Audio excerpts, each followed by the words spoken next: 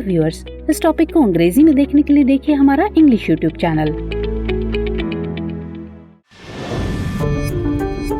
दृष्टि IAS के to the point programme में आपका स्वागत है। आज के एपिसोड में हम बात करेंगे रिवर सिटीज अलायंस की, लेकिन सबसे पहले जान लेते हैं कि टॉपिक आखिर खबरों में क्यों है। राष्ट्रीय स्वच्छ गंगा मिशन ने राष्ट्रीय शहरी कार्य संस्थान के सहयोग से रिवर सिटीज अलायंस वैश्विक संगोष्ठी अंतर्राष्ट्रीय नदी संवेदनशील शहरों के निर्माण हेतु साझेदारी का आयोजन किया। संगोष्ठी का उद्देश्य शहरी नदियों के प्रबंधन के लिए बेहतर अभ्यासों पर चर्चा करने एवं सीखने के लिए एक मंच प्रदान करना है। चलिए जानते हैं कि ये रिवर सिटीज अलायंस यानी RCA क्या है। ये जल शक्ति मंत्रालय एवं आवास और शहरी कार्य मंत्रालय की एक संयुक्त पहल है। ये भारत में नदियों के किनारे बसे शहरों के सतत प्रबंधन को लेकर एक समर्पित विचार मंच है। इसका मकसद नदी शहरों को जोड़ना और सतत नदी केंद्रित विकास पर ध्यान देना है। इस अलायंस की शुरुआत नवंबर 2021 में गंगा बेसिन के 30 सदस्य शहरों के साथ हुई थी। बाद में इसे गंगा बेसिन से बाहर के शहरों को भी शामिल करने के लिए विस्तारित किया गया और अब इसका विस्तार पूरे भारत में 110 नदी शहरों और डेनमार्क के एक अंतर्राष्ट्रीय सदस्य शहर तक हो गया है। यह अलायंस 3 विषयों पर केंद्रित है। पहला है नेटवर्किंग, दूसरा है क्षमता निर्माण और तीसरा है तकनीकी सहायता। चलिए अब जानते हैं कि रिवर सिटीज अलायंस के उद्देश्य क्या है।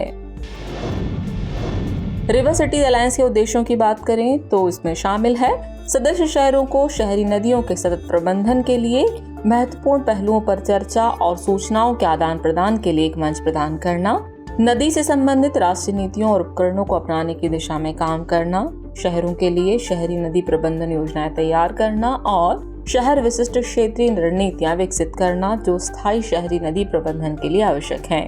साथ ही यह अंतर्राष्ट्रीय शहरों के लिए भी भारतीय शहरों के अनुभवों के बारे में जानने का अवसर प्रदान करेगा। चलिए और आखिर में बात करते हैं सरकार की अन्य प्रमुख पहलों की। भारत सरकार ने गंगा नदी के लिए कई सारे संरक्षण प्रयास किए हैं, जिनमें शामिल है नमामि गंगे कार्यक्रम। ये गंगा नदी के संरक्षण और कायाकल्प तथा प्रदूषण के उन्मूलन के दोहरे उद्देश्यों को पूरा करने के लिए एक एकीकृत संरक्षण मिशन के रूप में शुरू किया गया है। इसी तरह एक महत्वपूर्ण पहल गंगा एक्शन प्लान है। ये पहली नदी कार्य योजना थी जो 1985 में पर्यावरण, वन और जलवायु परिवर्तन मंत्रालय द्वारा लाई गई थी। इसका उद्देश्य जल अवरोधन, डायवर्जन और घरेलू सीवेज के उपचार द्वारा पानी की गुणवत्ता में सुधार करना था। इसके अलावा एक और पहल है राष्ट्रीय नदी गंगा बेसिन प्राधिकरण यानी NRGBA। इसका गठन भारत सरकार ने वर्ष 2009 में पर्यावरण संरक्षण अधिनियम 1986 की धारा 3 के तहत किया था। इसी तरह एक पहल है स्वच्छ गंगा कोष। इसे वर्ष 2014 में गंगा की सफाई, अपशिष्ट उपचार संयंत्रों की स्थापना और नदी की जैविक विविधता के संरक्षण के लिए बनाया गया था। ऐसी एक और पहल भुवन गंगा वेब ऐप है। ये गंगा नदी में प्रवेश करने वाले प्रदूषण की निगरानी में जनता की भागीदारी सुनिश्चित करता है।